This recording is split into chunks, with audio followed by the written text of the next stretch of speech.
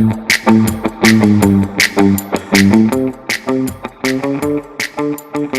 have found Authentic Business Adventures, the business program that brings you the struggle stories and triumphant successes of business owners across the land.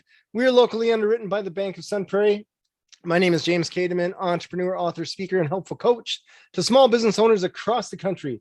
Today, we are welcoming / preparing to learn from Sam George, the author of the Dyscommunication Crisis. And I got to say, I'm excited to talk to Sam. Sam reached out to me with an email that essentially said, "Don't you hate it when people don't respond?"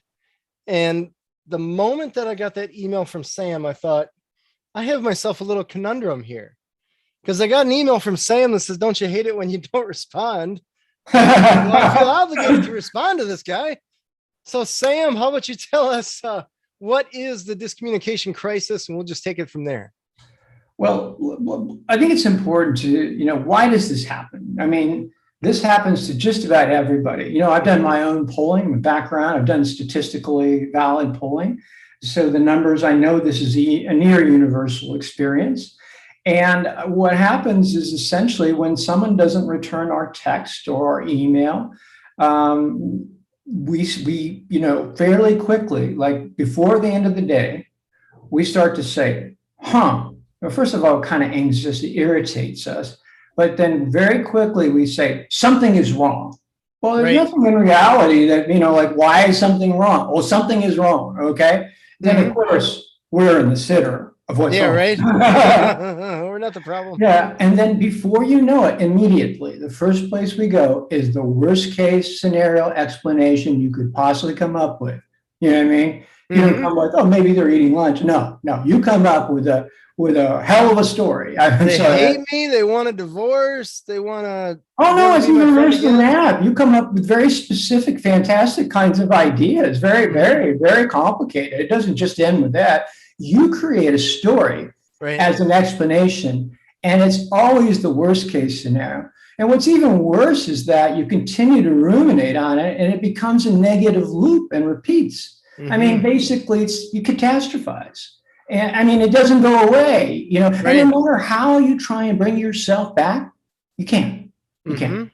So what's amazing here is I'm sure that these listeners, your listeners, I would imagine that for 95% of them, maybe 100%, this is the first time that someone has raised this issue. We all experience it. Right? Yeah. I mean, the only people that have raised this issue to me are women I know that want to know why their boyfriend didn't return their message, okay? But they don't tell me, hey, I'm paranoid and delusional, and, I think he's having sex with his mother, you know what I mean? Right. That's they just say, hey, why do you think that is? That's the only people that sort of even recognize it, We all do this. The things we think are crazy, we suspect our best friends and our wives and our husbands and our, the people we trust. So why do we do this? And why has no one ever talked about this before? So that's what I set out to write the book. So those are the dynamics, I've done extensive survey research, and I can just tell you, it corroborates it. I mean, 70% have anxiety or agitation. Close to 68% will jump to the worst case scenario. And 73% have negative loops of thinking that repeat. All right. And then actually 40 circling. That's right. And 46%, this is what astonished me, actually do something they regret because of it. So this isn't just a party in your head. This is also people do things. People break up with their boyfriends and girlfriends, people do crazy things. In my book, there was a guy who actually murdered his girlfriend out of jealousy over an unreturned text. No, there are other factors, okay? There are other factors, but you get the picture. Not a parent that's just in relationships, where obviously in an early dating relationship, this is just a general thing, but it applies to a lot of people. The woman hasn't heard back. She sent a text to her boyfriend or dating boyfriend. Hey, loved dinner last night. Okay. Now, she has not asked for a response. No response is necessary. But Mhm. by the end of the day, she's asking herself, well, she's concluded that the relationship is over with. And what did I Wow. do wrong? Now, the guy, on the other hand, if he hasn't heard back by the end of the day, he's thinking something different. Who's she sleeping with? Oh, funny. That's where guys go to. You know what I'm saying? No, Mhm. most guys are not quite. But if a guy goes, he'll start ruminating about that. Is it Paul? Is it, this kind of thing. So a parent, there's not a parent in the world that doesn't go through this all the time. An unreturned text from a kid. Oh my God, they're kidnapped, they're dead, they're dead. Mhm. I mean, it drives parents crazy. Mhm. And then, of course, in business, it effectively, email is the backbone. And this kind of indecision, it hurts morale. It impedes the communication. People don't know if they should follow up. It breaks the clear communication loop of business and cost companies and small businesses a lot of money.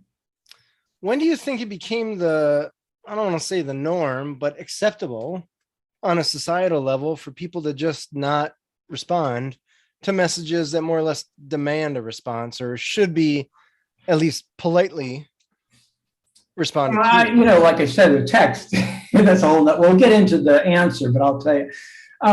Let's just deal with emails because you actually compose emails. You write an email, like you compose it. People don't always compose text.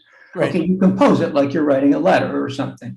You're sensitive to what the person on the other side is thinking. But what's happened here, James, overall, is that for millennia, this is the first time in world history that human beings have not had direct feedback and immediate feedback loop like we have right now, either by person or then later by phone, since the beginning of time. And that break, that shift is the biggest shift. It's bigger than the printing press in terms of human communication, in terms of human, I'm not saying communication's all, but in terms of our communication. I mean, you think about a direct conversation like this. I mean, essentially, you make your points, you clarify, any questions are answered. You might have a few laughs along the way. You feel good. It validates you. You walk away. I mean, most conversations are good conversations. I mean, you know what I mean? I mean, they really are. So it's so, that's because of all these things. You're heard, you've got closure, you feel good, you walk away. And the depth of understanding is probably 50 times what a text. They're just not set up for this kind of depth of understanding. Right. So that we don't have, so by nature, text and emails, by their very nature, are broken loops. There's no such thing as immediate feedback. That's really the turning point. It didn't happen to digital communication, and it didn't happen till really this, like 2000, when people started, this became a predominant form of communication. And what's happened is emails and text have replaced interactive, have replaced phone conversations, have replaced face-to-face meetings, and et cetera. And what that has done is, I mean, everybody understands that you can only do this much with an email, not much. They're like, yes, no, here, there.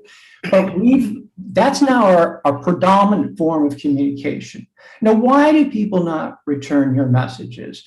Well, seldom is it, only 10% of the time is it a matter of intent. 90% of the time, two things happen.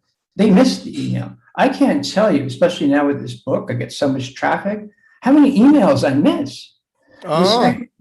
Oh yeah, we all miss emails, I mean, come on, you've seen, you've read all these press releases you get, James.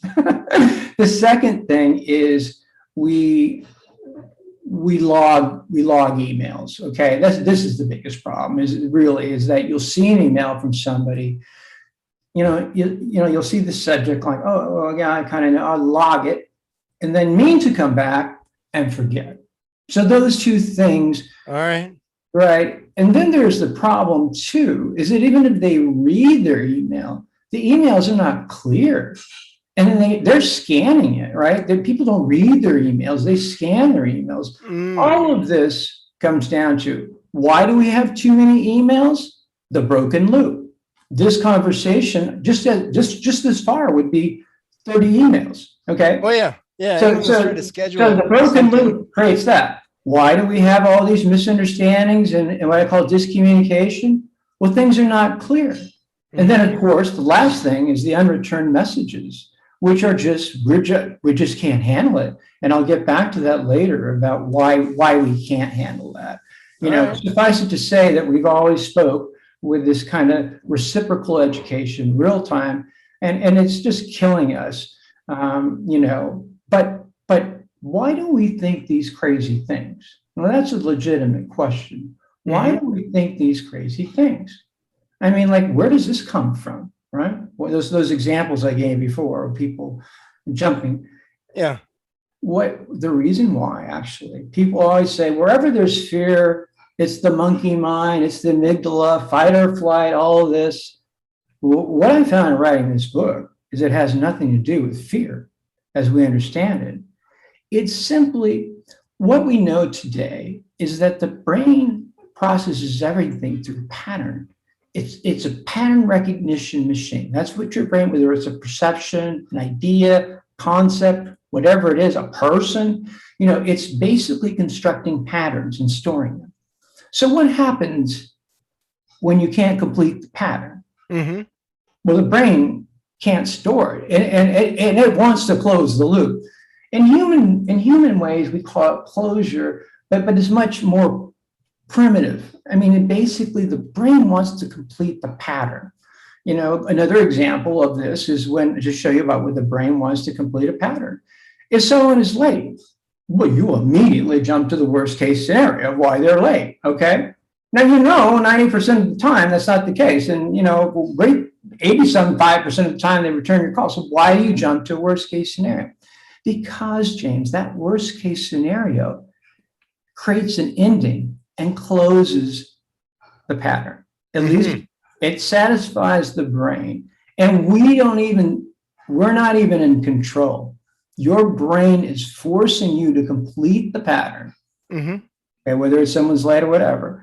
And so there's only one thing, like if you say X, Y, Z, well, it could be this, whether they're good or bad. If you have unambiguous scenarios, it could be a negative or a positive one. They made a bunch of money and they're at the helicopter dealership right now. Or they might be robbing a bank. Either way, you see what I'm saying? Whether it's not positive, negative. It's the fact that it's a worst case scenario is certain, it's concrete, and you can't have, to end the story, you have to have an ending, punctuation point, and that's it. It's crazy when you think about that, this whole process that we all deal with.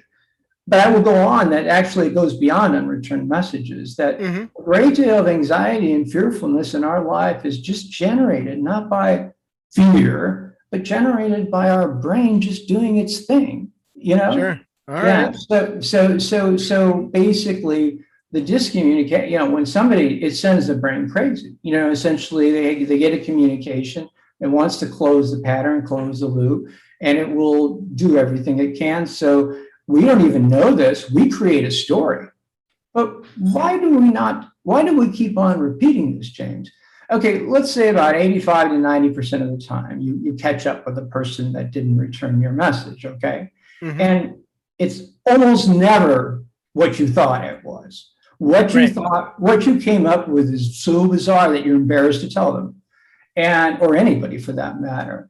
Now, if someone's late, I mean, 98% of the time they weren't kidnapped in an accident and all these sorts of things, but yet we continue to jump to worst case scenarios. There are other areas too. It's simply the brain. The brain is trying to complete a pattern to close the loop. Since we're narrative beings, it needs a worst case scenario, right? Because that closes the loop. I just assume a lot of people are bad at their own personal time management.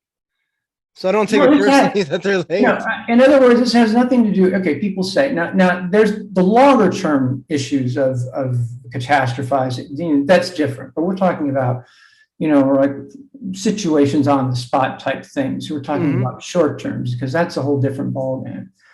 People have explained this, that, oh, people who are insecure do this, or people that had bad upbringing do this, or people that have, that were genetically programmed to do this fear. The literature out there is endless, and no one has the answer, because this for short term is the answer. It doesn't matter. Listen, I do yoga. Okay. So the yoga wears off. I mean, at 3 o'clock, if I have one of these unreturned messages that I'm spinning about, and I have them all the time. So if I have one of those messages, I'll do yoga. Oh, I'll feel good. But then by the end of the day, 3 o'clock. So nobody's, no matter how confident, no matter how self-actualized, we all have this. So it has nothing to do with us. It has to do with the brain. It's nothing that we do. It's forced upon us because of the brain. The brain wants to complete a pattern. And like I said, I'm not getting into it, but this structure, whether, I'm waiting for a job, oh, fired. It's everywhere. And I would argue that this pattern thing that we see big, okay, in the unreturned message, something's wrong. We jump to the worst case scenario, has to do with us, and then it won't go away. All right. So that's the story here. That's basically it. But the biggest shift is really, what sets us all up from the past is dyscommunication. I start the book with, to understand what happened. I start the book with the Cuban Missile Crisis. Oh, really? Oh, yeah. Well, basically, listen, people of all ages don't always remember this stuff. And the Cuban Missile Crisis back then. Oh, yeah, that was the closest to World War III we ever got. Can you believe if Russia or China put missiles today on Cuba? Come on, blow your mind. That's what happened. Exactly what happened. And to make things worse, Russia and America were on a board. They were on red alert. There was a whole warning system, et cetera. It was very possible that nuclear war was very possible. It's not like today, well, maybe, but unlikely. So what happened is telegrams were actually the first form of text messages. Okay. Sure. So Khrushchev and Kennedy are exchanging these texts, and it's not, they go south. It's not clear. Khrushchev gets mad. Kennedy overreacts. And essentially, we're on the brink of World War III because of the confusion with the communication based on a form that doesn't have immediate feedback, telegrams like text today. So what happens is Bobby Kennedy was the Attorney General and John Kennedy's brother. He's an aggressive guy. He went down, they wouldn't have meetings, so he went down and camped out at the ambassador's, and he got in there and he cut a deal.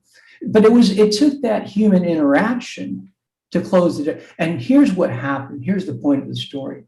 After that, they put in an emergency line, the red line, so that there's a phone between the White House and Russia. They did that. They didn't have that before. They did this to prevent. They put in a phone to prevent this happening again. Well, we've gone in the other direction, you see, and the same kind of disaster in our personal lives happens every day. The same kind of disaster that happens, this confusion almost led to World War III.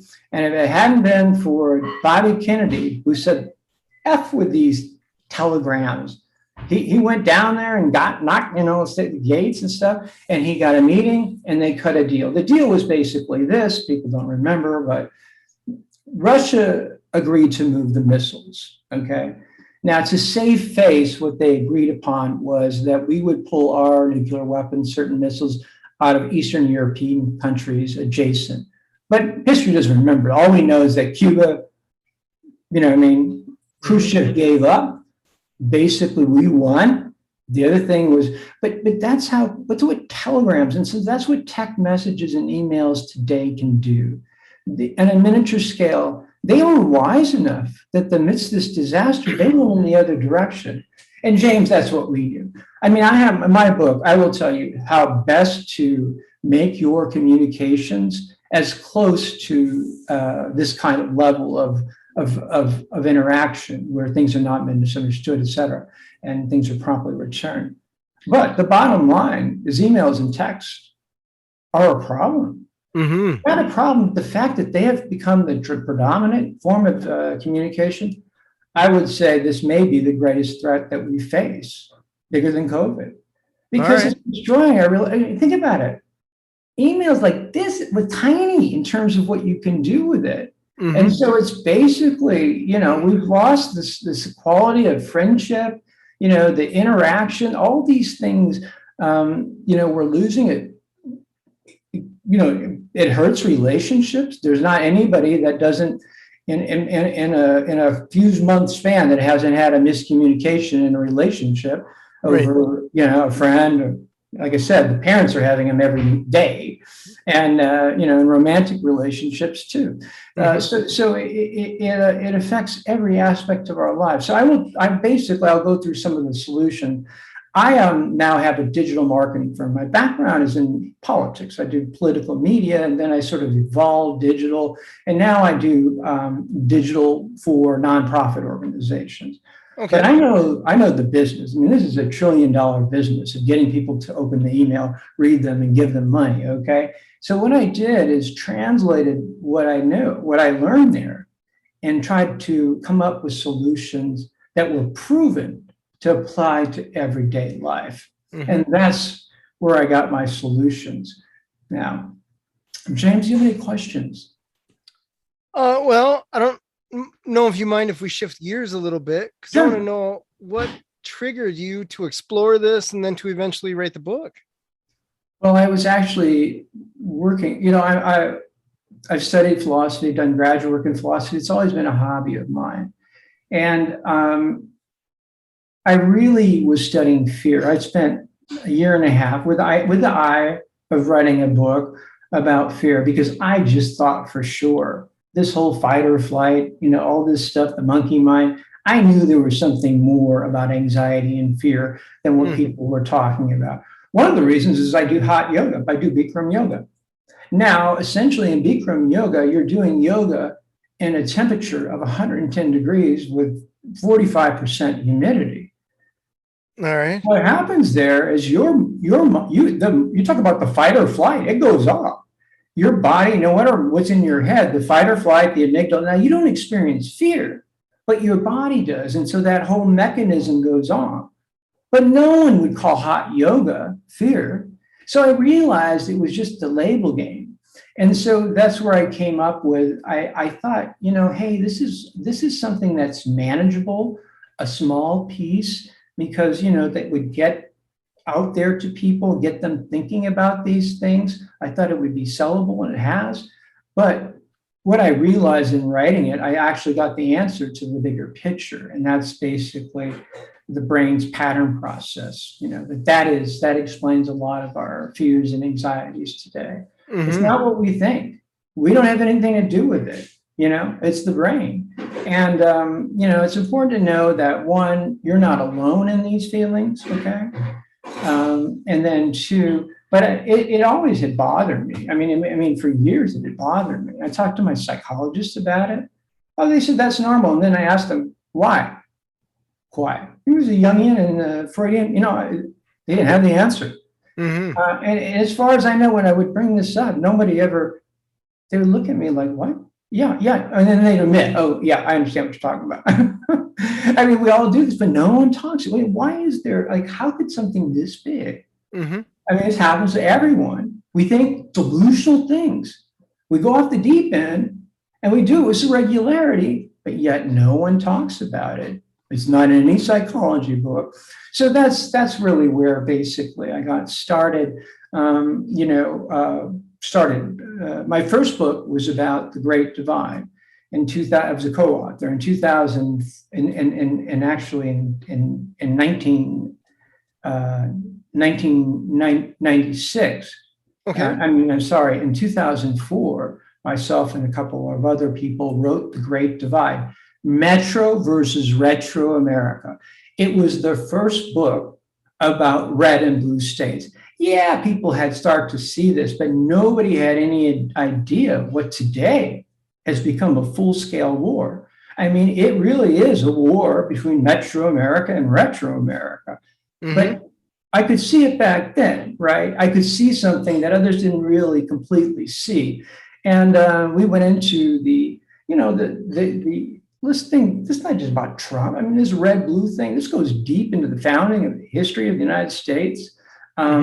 Political economy right now, nobody knows this. I mean, nobody talks about this. If you have a state like Georgia and Amazon and Microsoft go there, okay, before you know it, it'll be a blue state. Blue, a democratic state, that, technology, the means of economy. If so, basically, West Virginia, which relies on mining, or they rely on agriculture or something like manufacturing, they're more likely that, that's a retro. They're more likely to be a red state. So we got into the culture. A lot of the red-blue divide has to do whether you go to church a lot. If someone goes to church is an atheist, they're almost 90% sure to be a Democrat, okay? Or a libertarian. If someone goes to church every week, the chances are if you take Hispanics out of the picture, it's 80%. 80% of the people that go out to church on a daily basis vote Republican or red, and that's who composes these red states, large. So we got into dynamics that still today basically haven't been articulated. We just know is that there's a pissing match between Trump and everybody else, but this and his opponents. But this has existed. It's been coming in the flesh, and long after Trump, this will persist. It's just become out of control, and it will. So you can see that I saw, both of these books have in common seeing something that other people don't really see, and then coming up for explanations of why they are. And in both cases, I've done that, and so I feel that I've successfully done that here. Yeah, I guess it's pointing out problems. In the one case of communication being a problem, in the other case, the whole red blue state thing. Red blue state thing, I feel like it's been going on for quite a while. I mean, years. I remember when I was a kid. What's that? Oh, absolutely. But what I'm saying is that it hasn't achieved the level. I mean, the level. No, it's somewhat of a snowball now. It's gotten bigger. Yeah. And it's going down the hill. Before, I guess there was it seemed to almost neutralize itself, right? Red gets in there. Well, I mean, they do what they do. Then we're like, we should try blue this time. Blue gets in there. They do. Listen, I'm not saying I saw this was an apocalypse that I saw the red blue thing. Right. But I don't know if anybody saw it this extreme. But the explanation behind it. Sure. Until this day, no one else has explained it. Right.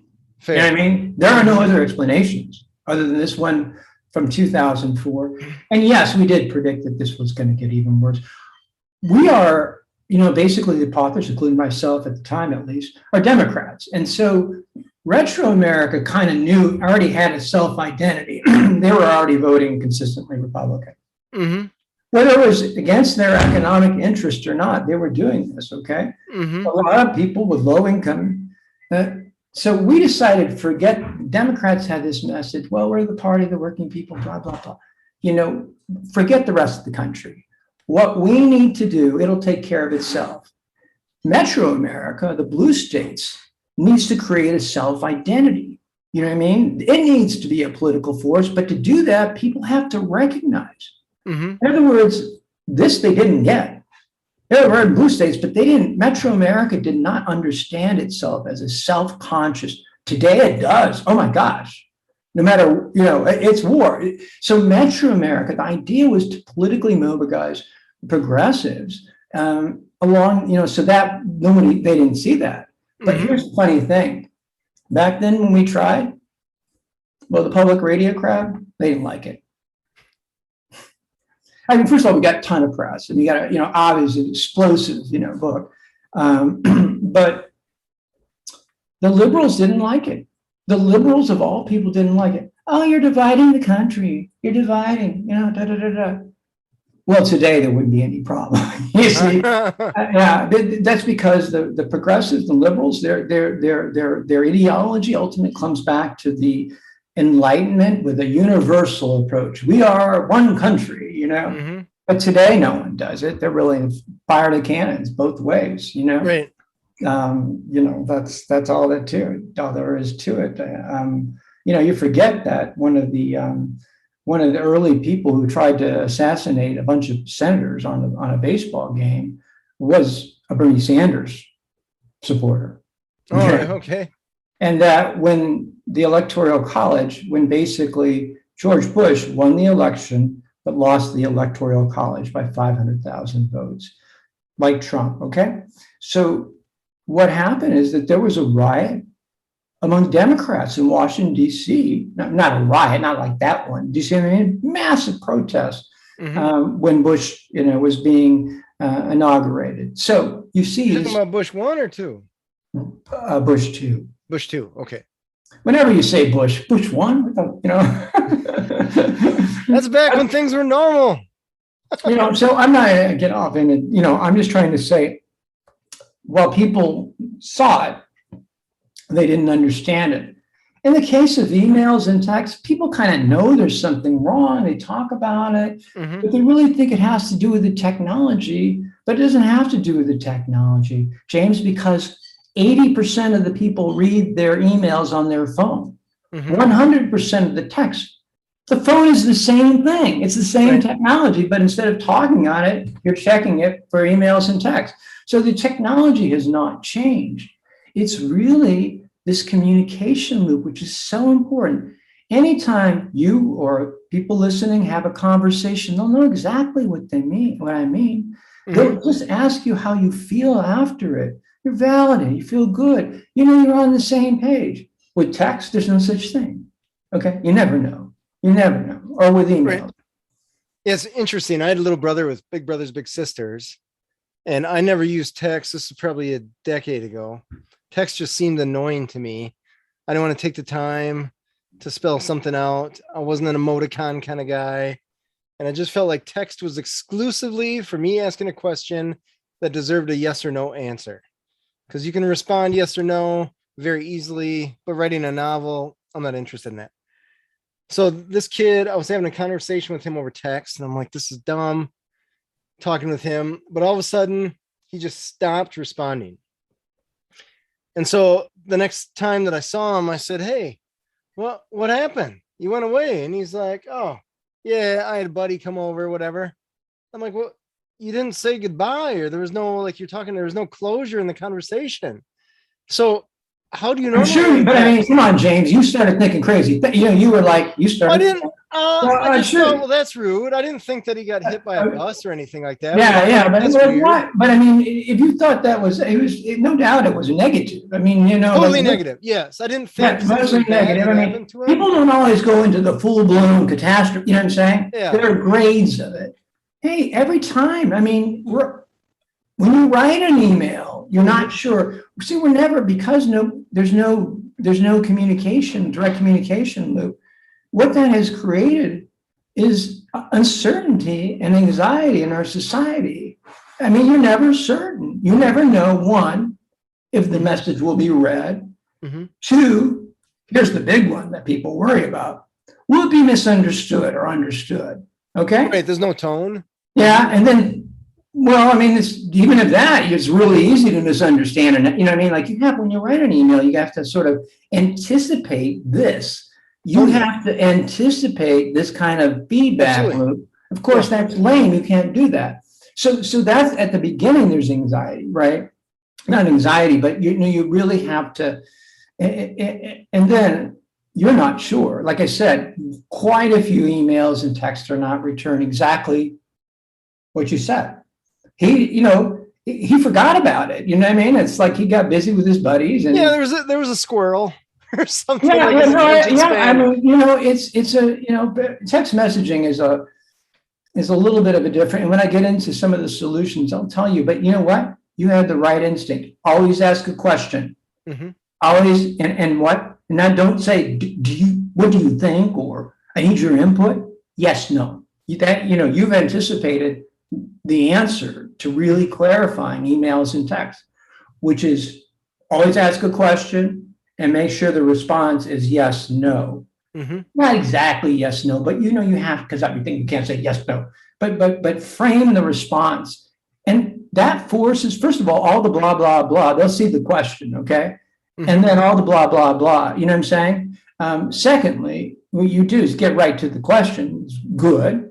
And then three, by forming a yes, no response, agree, disagree, you don't have to say yes, no, you know what I mean? But that's what's known in psychology is a limit. They know this, a limit situation.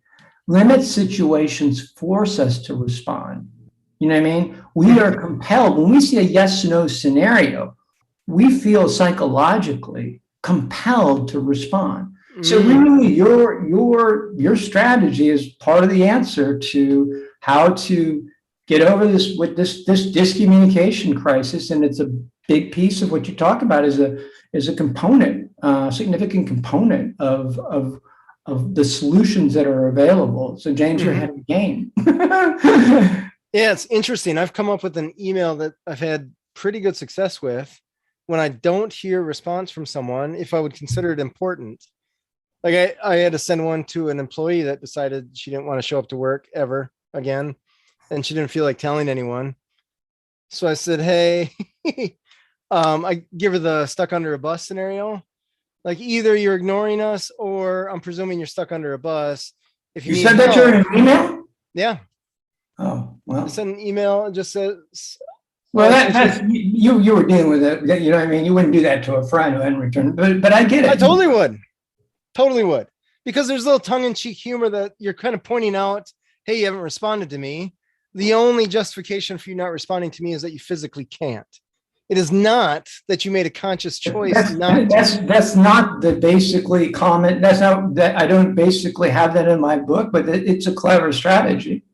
And I think it can work. I know that, and sometimes, my publicist, when he's sending emails to people and they're not responding, says, funny, this is what the book's about. Right, the irony, right? Right. Generally speaking, I think as a general strategy, you just send the email again. You don't even reference the previous email. As a general strategy, I just tell people, because people have to do this all the time. The bottom line is, James, very few people, over 67% of the people, according to my polling, are very uncomfortable for sending a follow-up. So they sit there and, catastrophize, and people don't send a follow-up. I mean, you're dealing with an employee problem. What I'm saying is that all these other things, your mom or whatever, there's a lot of other communications out there, more general communications. I think that what you suggest is good in select cases, but it's very good. And it's an effective way. I should have included it. I should have included book part 2. It's all good. Yeah. It's a good tactic. I should have included it because it's a very good tactic to make a joke about it, right? Yeah, I think I try not to be a jerk and say like, look, jerk. Yeah, it's a good idea. Decided you conscious, because we both know that this person, right? I'm communicating with this person, or I'm trying to communicate with them. I can see that they saw the email. Or I can see that they saw the text. How do you know that they saw? I know you can. Here's the problem: is that, like I said, with email, the text, you can see that, right? That they saw. But that doesn't mean that that they read it, right? They saw it. They opened it. Okay. Right. They went that far. It doesn't even mean that they read it. Basically, you get a trigger. It'll just basically that it's arrived. Okay. Some applications will tell you it's, but here's the thing with emails: unless you have a mail tracking service, you just don't know. You have no idea. Right. I do. Yeah. Well, if you're dealing with people you know closely, you see it's a different situation. Right. I can tell you right now that the open rate is about 30%. That is basically the standard open rate. Universally emails? Yeah, I mean, but people don't. Now that doesn't mean they don't. Open means like on the spot, immediate open rate. Okay. Okay. For press though, for like press releases and stuff, that's like 25% is the average. Let's say you send out 200 press release, 25% will open that up. Okay. Okay. Well, that's more than I thought it'd be. So. Yeah. But that's true for anything. That's what in our marketing. So I will just kind of go through since we're on this topic. So what can you do? What can you Yeah. do? There's a broader strategy, okay? But what can you do kind of like in just, I'll just give you five of just dozens of things, and one we've already talked about. So the first thing you do is basically when you write your email, you basically always ask a question, no matter what it's about. It may not be a question kind of email, but write a question. Mm-hmm. The second thing, and this is the most important thing, when people have emails, all they have is a subject line. And this is, oh my God, there must be thousands of articles about what's the best subject line. Oh, sure. There's data for direct marketing. Now, people don't do this, but direct marketing knows. Like, for example, I know that if I put, your prescription expired, I'm going to get a very high open rate on that one. Oh, interesting. Okay. Yeah. Oh, yeah. There's a whole science behind it. Simple things like thank you get high open rates. There's a whole science because, of course, in direct marketing, if they don't open your email, you're sending out mass emails, right? Mm-hmm. You're done. You're done. If they don't open, your email, you have to make them curious enough to open the email. Access denied. Amazon, check your account. I mean, there's all kinds of tricks. Things are funny. Making you funny. Not cool, guys. So basically, there's a whole strategy. Now, you need to do the same thing. The worst thing, you don't have to use all those tactical, statistical things, but it's the same concept. People, like I said, the biggest problem is people see an email, they log it. The reason they do so is because it has a subject line which tells what the email is about. The worst thing you can do, with few exceptions, like in business and stuff, is to actually put, the worst thing you can do is to put in the subject line the subject of the email. Because that will only, think about it, you want them to open it on the spot. If they don't open it on the spot, the chances of them returning drop markedly. So you want them to open it on the spot because, unless you're in a car or something, we're in front of our email, we see it, we can open it, at least in theory. It's like, not always, but quite a lot of the time, we see it, but we don't open it because we think we know whatever, okay, that's about the meeting. I know there's a meeting coming out. I'll log it, get back to you, and then forget. So what you have to do is come up with creative things, but you don't have to work hard. I tell people, what's the first word that comes to your mind? Use that. Come up with a word. What word? Just come up with a word. Just what's the first word that comes to your mind? Pizza. Put pizza on there. I guarantee they'll open it. Sure. You're probably right. So you don't have to work hard. You know what I mean? And believe me, no one even cares. No one's going to say, why did you use pizza? You know what I'm saying? This isn't what the email was about. This is, people are too busy. They don't give a shit. You know what I mean? And they're used to marketing. You don't have to explain it. You just write your email. But that's the most important thing, because if they open it on the spot, they're likely to read it on the spot. And just because, back to that pattern, us wanting to close the loop, they'll likely immediately respond. I know that 80% of the people that donate in these mass marketing campaigns make their contribution the first time they see it. They don't open it up later.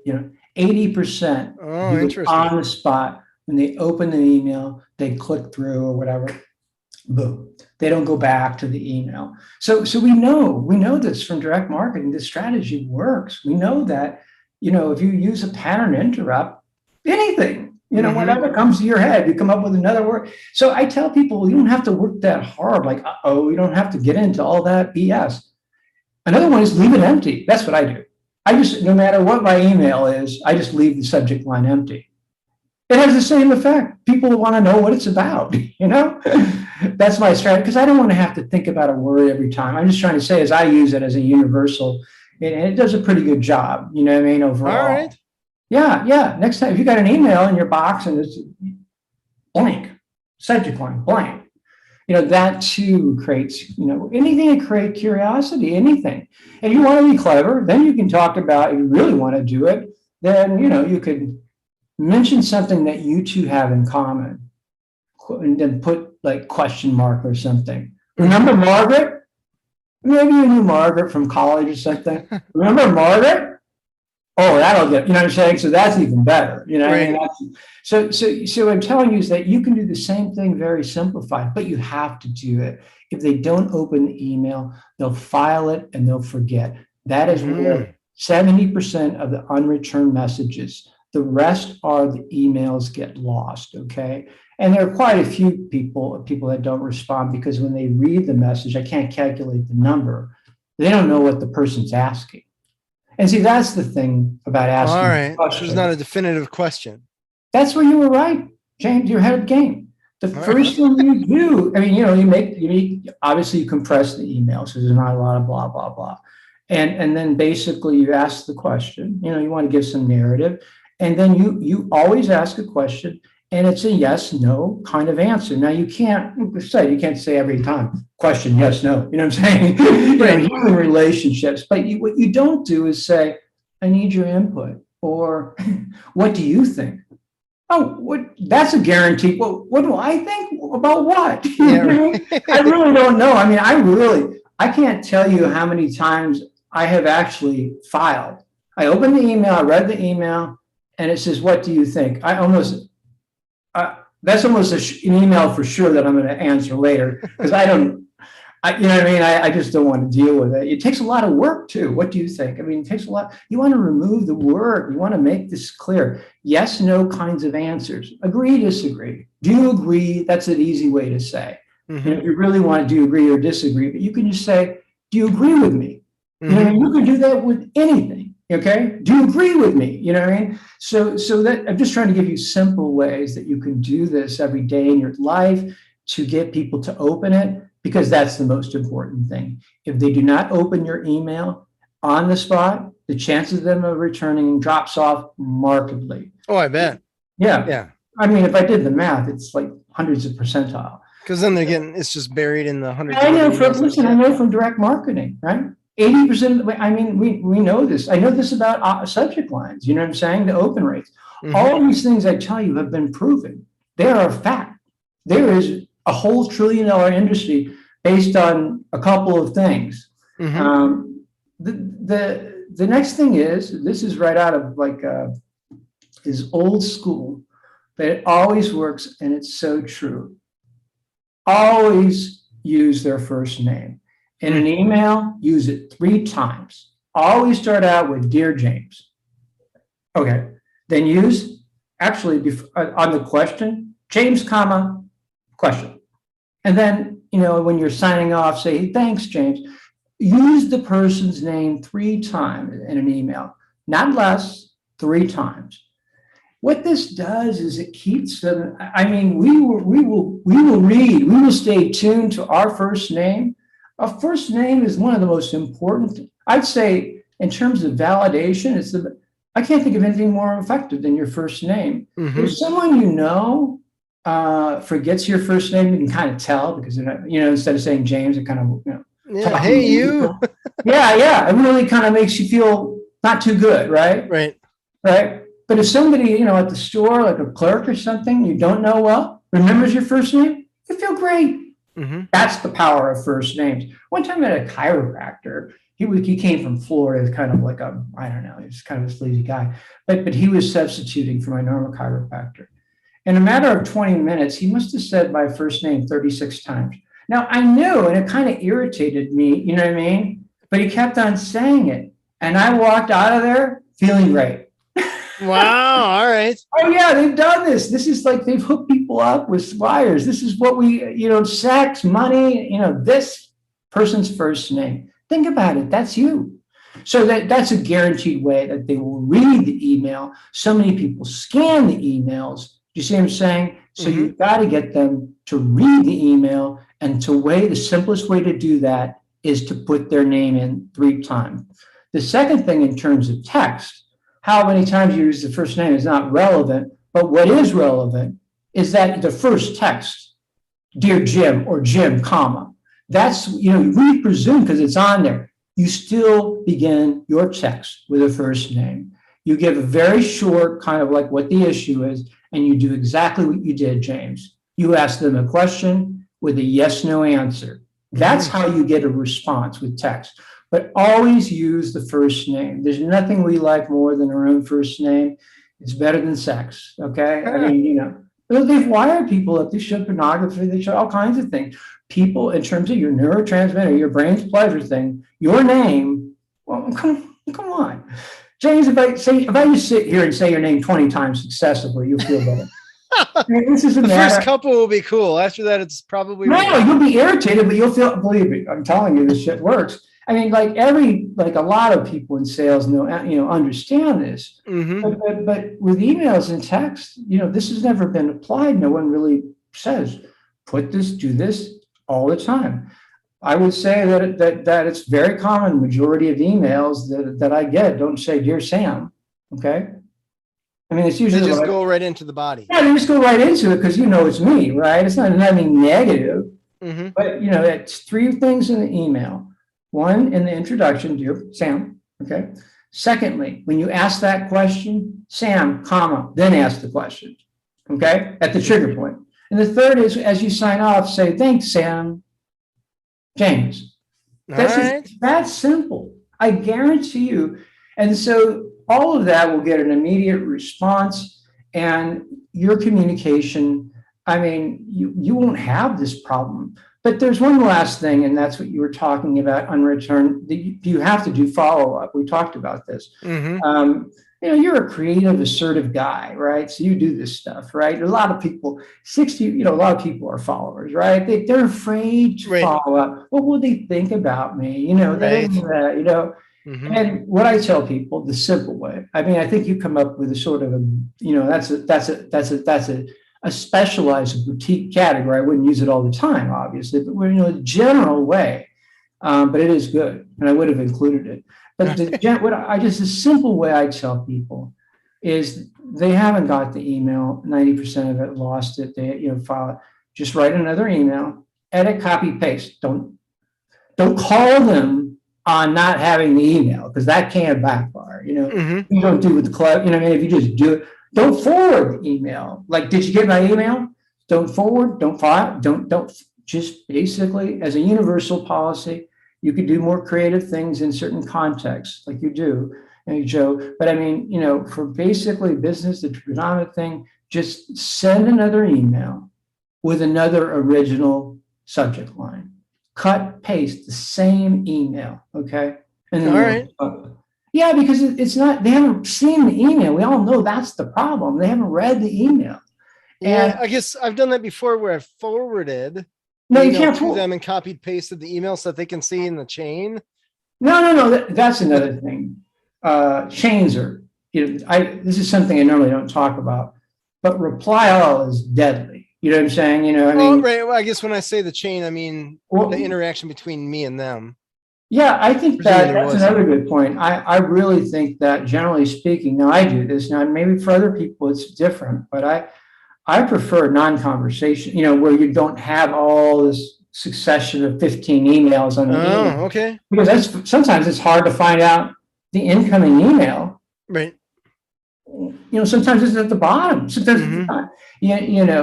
So essentially, but that's a matter of taste. But basically, you don't want to forward the email. I would say if you have that kind of thing, just cut and paste the part. All right. Not the rest of the history. If you have this kind of right. That's what I do. Yeah, the initial. But don't forward it. That I did not get a response. Don't forward it. Just cut and paste it like it's a new email. I'm not. These are not. When I say don't forward, I'm just telling you a better. What I believe, because some people, first of all, forwarding emails is just not a good strategy. The people that work for me have to tell me what it's about. I got too much stuff going on. You forward me an email. See, people don't have time to work, right? I have time to try and, like it's a puzzle, try and figure out why you forward me this email or what the email is saying. I don't have time for that. Sure. So if you don't forward me an email, just kind of summarize it. Or if you don't, the people that I work with that work for me, they can't forward. I don't accept forward emails. I think it's a bad strategy overall with people. Forwarding emails, restate your case. Do you see what I'm saying? Just you forward an email and they have to kind of go through. Listen, it's a lot of work. to somebody sends you a forward email, you don't know what it's about. Okay. Right. You have to then kind of look down. Too much work. That's a guaranteed way. You know what I mean? Yeah. And so I generally say universally, this is not just on the, don't forward emails. Okay. If you can basically cut and paste. Another thing is don't put website links. That is not going to happen. Okay. No website links in the email.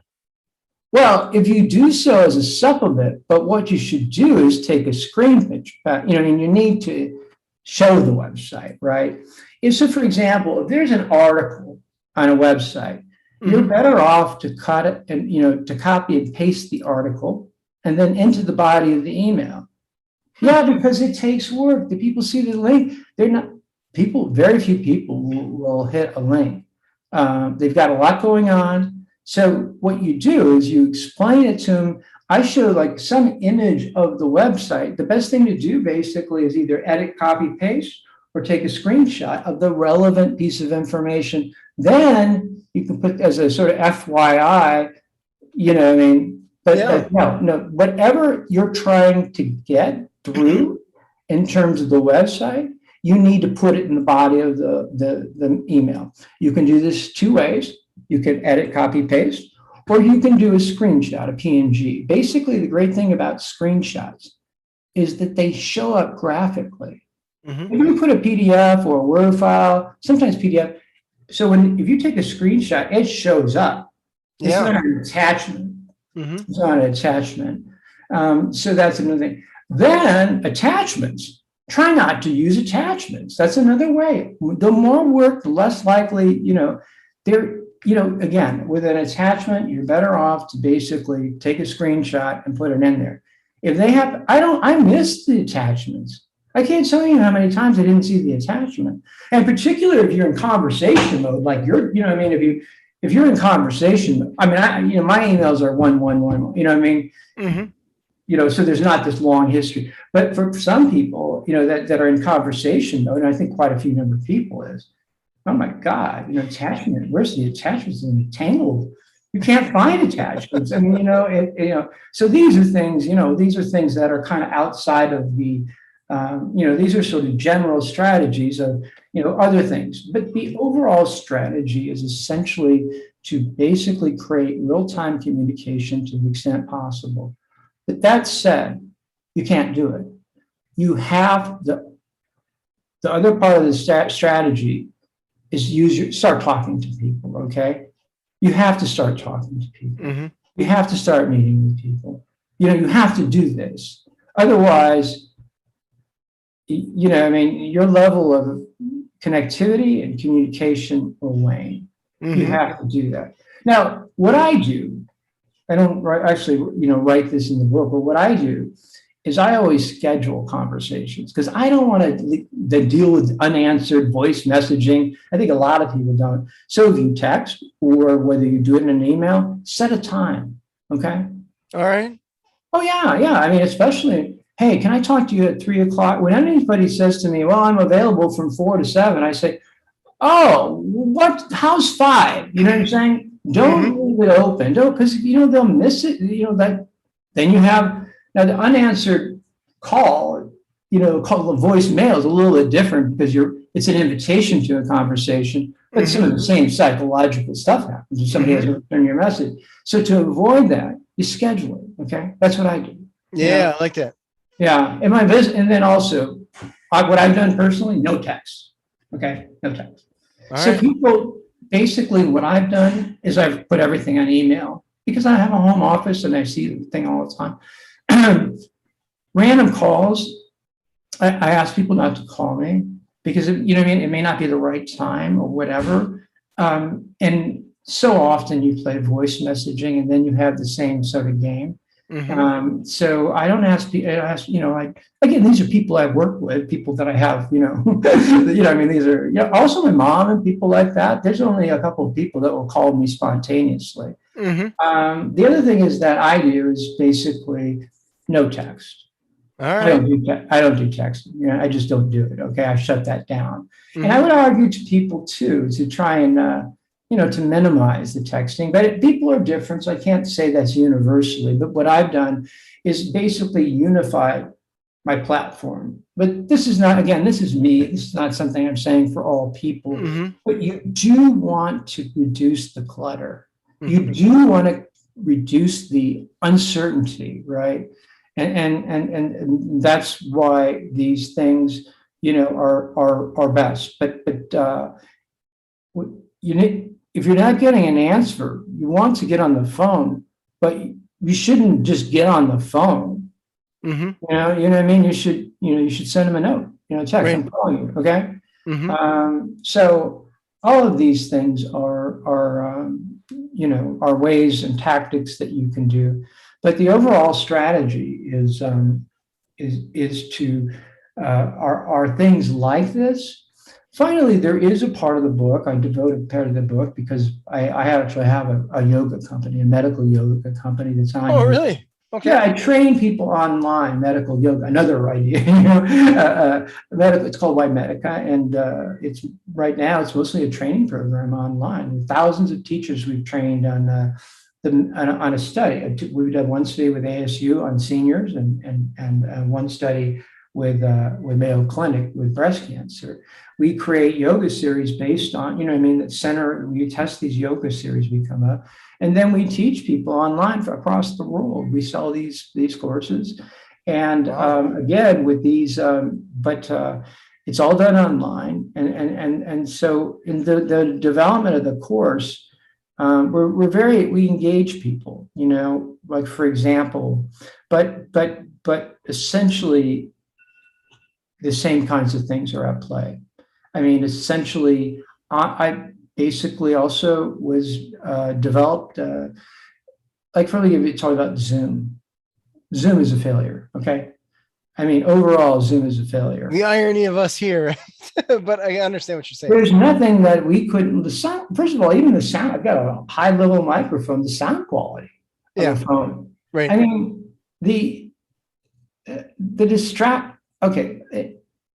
one-on-one, it's okay. Well, first of all, there's glitches, okay? Almost all the time there's glitches, okay? Mm-hmm. But I know this goes back 25 years ago.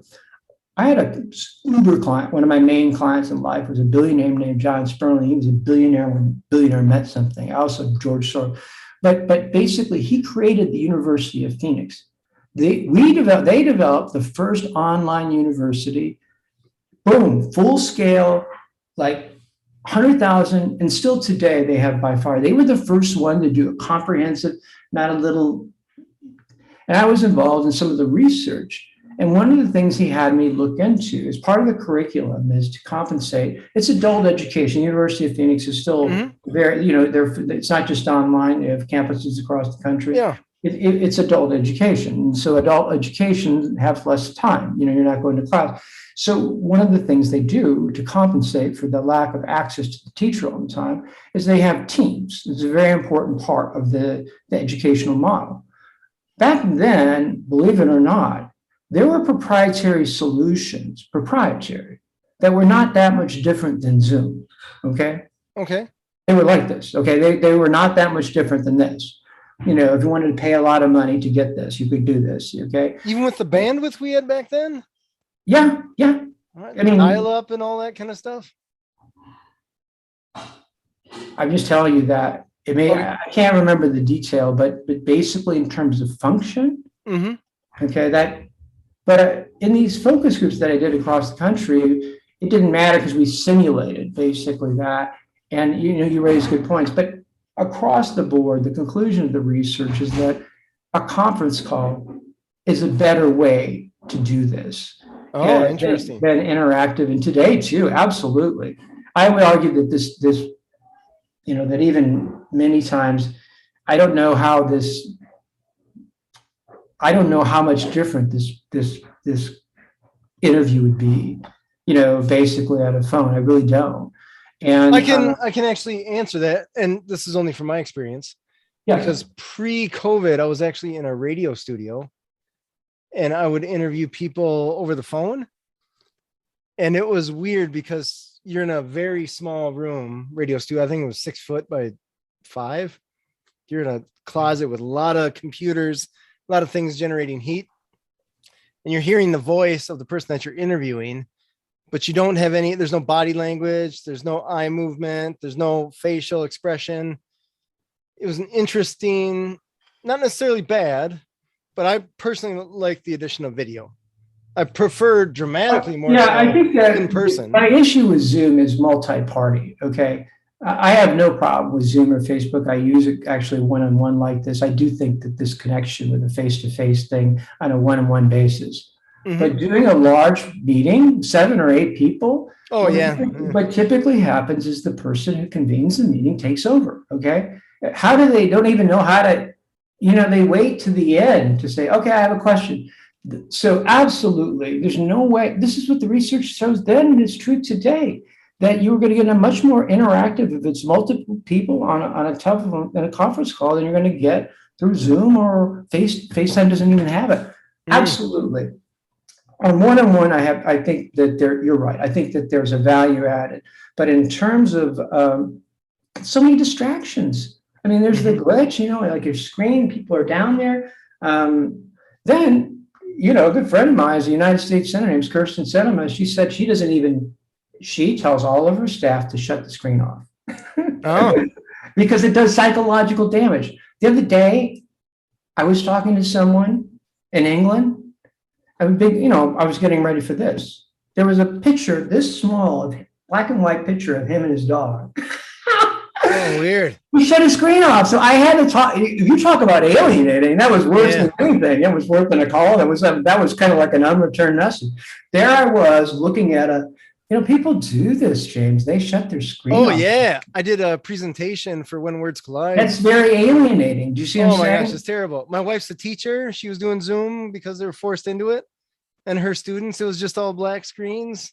Right. And that's what I'm trying to say. That's worse. Yeah, no good. No good. There you have the unreturned message problem, right? Mm-hmm. Because you're looking for that reciprocity and it's not there. So there you have the unreturned message problem. Mm-hmm. That's psychologically. When I was I feel very disturbed when I was looking at a black and white picture. Yeah, that's weird. It was brilliant in England with a picture. It's big black screen. I felt so alienated. So the notion of reciprocal education. It was. I wouldn't feel that way on the phone. I do believe that in terms of radio, I don't know about radio, but I do know this, that in my phone conversations with people I know and stuff, I'm able to do all the things. I'm able to make, I'm me, you know what I mean? I this notion of body language, that's sometimes always cited, but that's not the issue. It's not body language. It all comes down to the broken loop. That's the real issue. Now, these are small subtexts about body language, but there's no doubt about it. It's just very basic. If you're not getting immediate feedback, then you got a big problem. Okay? There's no way. And it's not even really communication. If you look up the term a conversation, they'll say a talk between 2 or more people. In other words, they say talk. I mean, the model of conversation, the very definition of it assumes reciprocal communication. This is it. See, that's what's different about, emails and texts from, voice messages or letters or whatever, is that it's a conversation. This is a conversation we're having, whether, through emails and text. I'm telling you, it is the biggest shift. And, I'm ready to write an op-ed piece for businesses. I'm going to tell them some ideas. But the first thing you have to do is you have to recognize that emails for them cause more problems for business than they help with. Okay. Emails do more damage to communication than they help. We just got bought into it. Oh my God, are businesses any more productive because of email? No, and one study shows it. You know what I mean? There's no way we know this. So the joke is, what if telephone calls were invented after email? Where would our communication be, right? You're a very thoughtful man. That's a good question.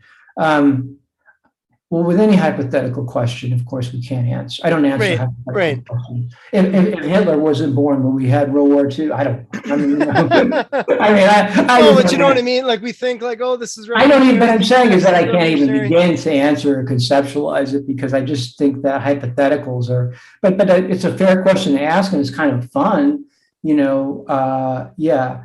It's kind of fun. I mean, I think what is implied in that question is that we would see as an upgrade. Mm-hmm. Do you see what I'm saying? Potentially, we would see the phone conversation as an upgrade. That's very interesting. Mm-hmm. Well, that would reinforce if that's the case. It's just a hypothesis, but is that what you're saying? Yeah, totally. Okay. You're saying that really confirms the thesis, mm-hmm. right? It totally validates the thesis that this is so much better. Right. This is so much better. Yeah, we went from Netflix down to antenna TV or something like that, and we consider that an improvement. World War III, the closest we've been to World War III was over text messages between Khrushchev and telegrams, text messages. Mm-hmm. Because of that, they implemented a hotline for direct conversations between the president and the prime minister. Okay. Mm-hmm. That's the damage you're doing to your life every day by using emails and text. Right. Fair. Totally fair. You are on the brink of World War III. You've gotten so used to it, you don't realize it, you know? And what the difficult part, and this is what's universal, what I would tell businesses and what I think as a culture, part of it is kind of using my tactics, but that's 40% of the game. 60% of it is start using phones, start meeting people, start having this communication, because not just the communication, it's not just about being misunderstood. The quality of connectivity, of human connectivity, the quality of being heard, the quality of validation, all those good things. Like I said, listeners, the next time you have a conversation, walk away and ask yourself how you feel, okay? And compare that to when you get an email back. That's a great question. That's fair. Totally fair. Not even a question. I know the answer. You know what I mean? It's exponentially better. You've got all this complexity. You know where you stand. Emails can, really talk about stimuli response. They're not set up. They're not really set up for any kind of complexity of understanding. No. And then what limited understanding that they are set up for, they fail. Okay, that's it. And people talk about, all these all those things. Too many emails, that's because this conversation is 4,000. So of course you have to clarify, go back and forth, because there's no direct loop. Confusing messages, again, because you don't know exactly what people mean. You know what I'm saying? You're not sure what they're saying. And, so there's a lot of ambiguity, a lot of misunderstanding, very often, a lot of anxiety over people thinking they might be misunderstood. And if you haven't heard back in a few hours, a lot of people are thinking, did I say that right? You know what I mean? Like that's where it starts. Like I said, everybody isn't always going to a full scale, worst case scenario catastrophizing. Right. There are grades of it. I must say, if the message hasn't been returned, then they will. But there are grades of it. The minute you send an email, you're uncertain. You don't know. You think about it. I had back from Bill, so then you start thinking out a while. But after a while, you start thinking about, did I offend him? I'm telling you, because you have to simulate, right? When you write the email, people don't do this with text, they just go bang, bang, bang. But when you compose an email, you have to simulate the response, right? You have to actually kind of think about it. I mean, not everybody, but people that have to do this for a living use email. Right. You have to think ahead of time, like what the conversation would be. You have to anticipate what they will say. You have to be very careful in your wording, not to set them off, right? Right. Very, very, very careful. Whereas in a conversation, there'd be no problem. You don't have to do all this work. No. You know what I mean? Right. It's a fragile system we've created. We're on the brink of World War III, and we don't even know what we've created. And that's the larger awareness that I actually learned in writing this book. I knew this, I didn't know all about the dyscommunication crisis. I learned this in writing this book. I really did. I learned that basically that this is way bigger about an unreturned message. And it's more important than fear and people, pattern making. The issue here is that that emails and texts do more to interfere with communication than they do to facilitate it.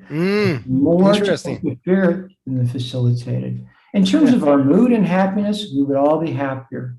I mean, you talk about the mood, getting away from the communication, we would be happier in a world without email and text.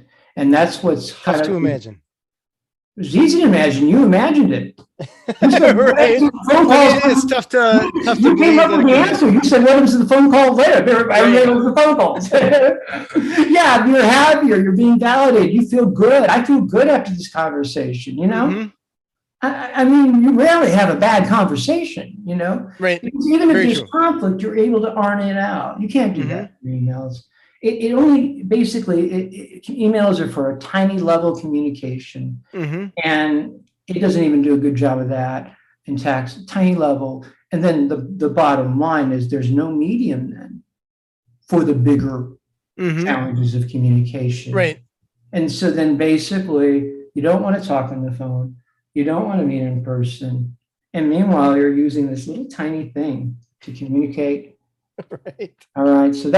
So basically, we have to realize that emails and texts are a problem. And until we realize that, we will not be on the road to recovery. By all means, read my book. It will help. But I'm telling you, that's the answer. Right. That's fair. Speaking of your book, where can people find it? They can find my book at the best way, because, trying to navigate through Amazon is a tangled web. So just go to my site, www.dyscommunication, like dysfunctional, because that's what we've created, dyscommunication.com. Awesome. You'll see you'll have more background. And hey, James, I really enjoy this. You're engaging, and I actually learned some stuff. So thank you. Well, I do what I can. It's always fun to chat with people just in different walks of life. You're a very engaging person. Well, I appreciate that. Likewise. It's the nature of good communication, right? Yeah. Awesome. Can you say that website one more time? Yes, it's www.dyscommunication.com. We spell it out. DYS, then communication, COMMUNICATION. Awesome. This has been Authentic Business Adventures, the business program that brings you the struggle stories and triumphant successes of business owners across the land. We are underwritten locally by the Bank of Sun Prairie. If you're listening to this on the web, please give a thumbs up, subscribe, comment, and of course, share it with your entrepreneurial and let's call it the people that aren't so good at responding to your messages.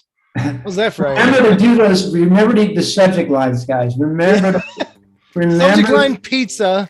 Yeah. Whatever you think of, blue, yellow, whatever. But don't put the subject. Okay, thank you. Perfect. I love it.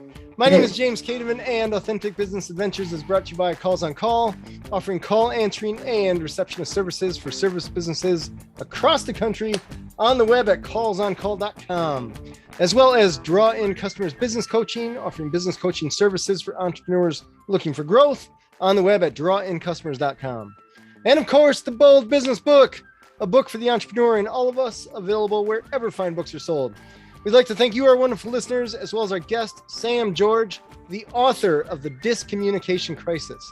Sam, this has been cool. I'm impressed. Thank you. This is, I'm glad that someone, I guess, feels the same way about the whole ghosting effect, I suppose, for lack of a better phrase, the dyscommunication of the world. It's all the same way that I do. I'm trying to say ghosting isn't just when they write you off forever. It's all ghosting. Yeah, you never know. They don't respond, so you just don't know. Where am I? At any rate, past episodes can be found morning, noon, and night. Podcast link found at drawincustomers.com. Thank you for listening. We will see you next week. I want you to stay awesome. And if you do nothing else, enjoy your business.